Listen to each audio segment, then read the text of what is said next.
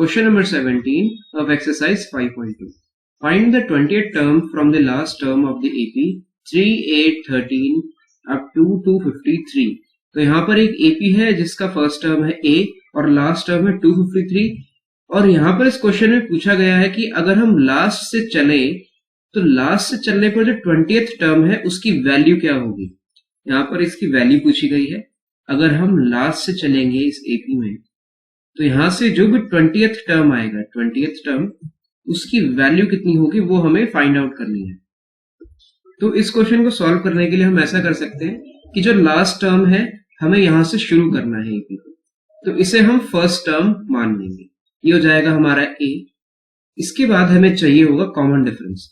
तो common difference हम निकाल सकते हैं D इज इक्वल्स टू यहां से 8 माइनस 3, ये आ जाएगा 5 के इक्वल। लेकिन ये कॉमन डिफरेंस तब आता जब हम AP को यहां से स्टार्ट करते, यहां से 3 से 8 फिर 13 फिर सो ऑन आगे तक। अगर हम इस डायरेक्शन में AP में जाते तो यहां पर वैल्यू बढ़ रही है, जैसे 3 से 8 हो गया, 8 से 13 हो गया, तो ये वैल्यू बढ़ रही है। लेकिन जब हम AP में इस तरफ से बढ़ेंगे पीछे की तरफ तब यहां पर वैल्यू डिक्रीज होगी। जैसे 253 है तो इसके बाद आएगा 248, 248 के बाद आएगा 243, तो इस तरह से वैल्यू कम होती है। तो इसके लिए जो D की वैल्यू है वो नेगेटिव में आ जाए, D की वैल्यू -5 हो जाएगी, ना कि 5 होगी।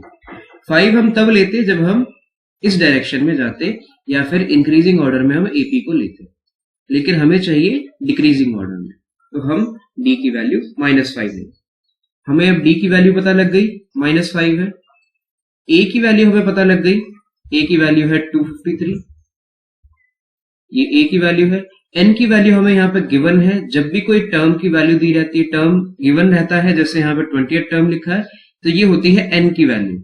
हमारे पास N की वैल्यू है, A की वैल्यू है और D की वैल्यू है। हमें निकालनी है nth टर्म की वैल्यू।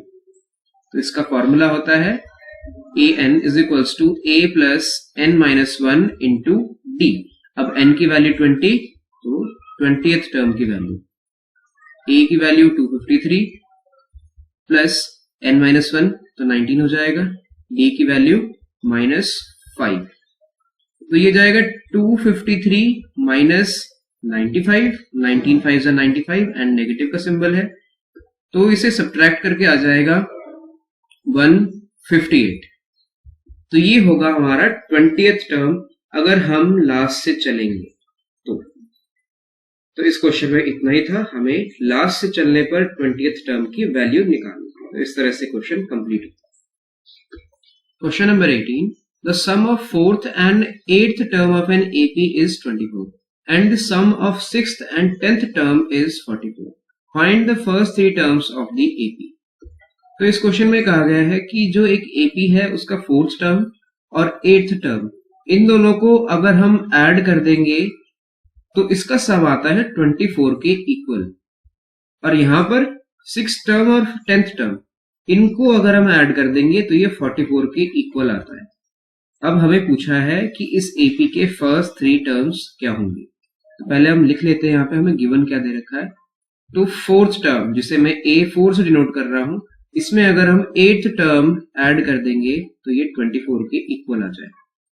और इसी तरह से यहाँ पे दे रखा है 6th टर्म, इसमें हम ऐड कर देंगे 10th टर्म, ये 10th टर्म है, ये हो जाएगा 44 के इक्वल। अब हमें इस गिवन इंफॉर्मेशन से फर्स्ट 3 टर्म्स AP के कैलकुलेट करने हैं। तो हम क्या करते हैं, इसे फॉर्मूले में कन्वर्ट कर देते हैं। जो हमारे पास फॉर्मूला है 10th टर्म का, an is equals to a plus n-1 into D। इस फॉर्म में हम इसे लिख लेते हैं। तो इसे मैं लिख सकता हूं a प्लस 4 है तो ये 3D हो जाएगा, प्लस इसको मैं लिख सकता हूं a plus 7D is equals to 24, तो ये हो जाएगा 2a plus 10D is equals to 24। इसे थोड़ा सिंप्लीफाई कर लेंगे तो ये हो जाएगा a plus 5D is equals to 12। ये हो जाएगी मेरी फर्स्ट इक्वेशन।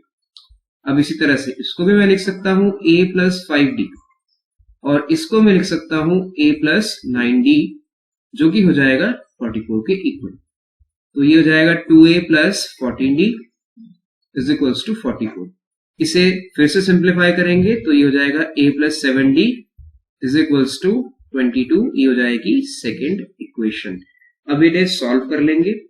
सॉल्व करने का सबसे बेस्ट मेथड एलिमिनेशन मेथड। मैं इसको सब्ट्रैक्ट कर देता हूं, फर्स्ट इक्वेशन को। सब्ट्रैक्टिंग इक्वेशन 1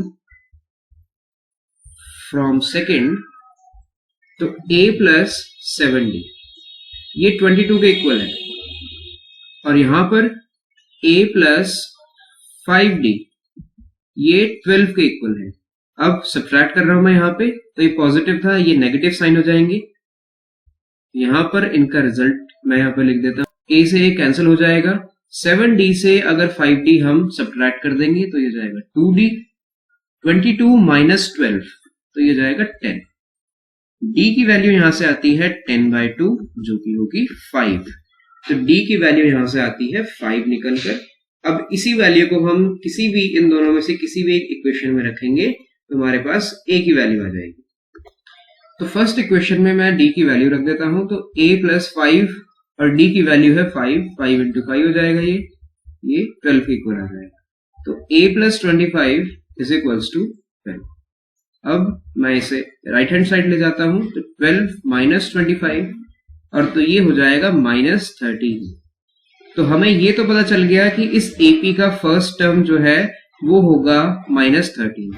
अब हमें फर्स्ट 3 टर्म्स बोले थे, तो फर्स्ट टर्म तो हमें पता चल गया, सेकेंड टर्म और थर्ड टर्म हमें पता करना है। तो ये हम बहुत ही इजीली पता कर सकते हैं। हमें d पता है, d जो है 5 है, a हमें पता है और n भी हमें पता है, सेकेंड और थर्ड टर्म निकालना है। तो सेकेंड टर्म के लिए मैं लिख सकता हूं a2, इसे लिखते हैं a प्लस d। a की वैल्यू है माइनस 13, d की वैल्यू है 5, तो ये आ जाएगा माइनस 8।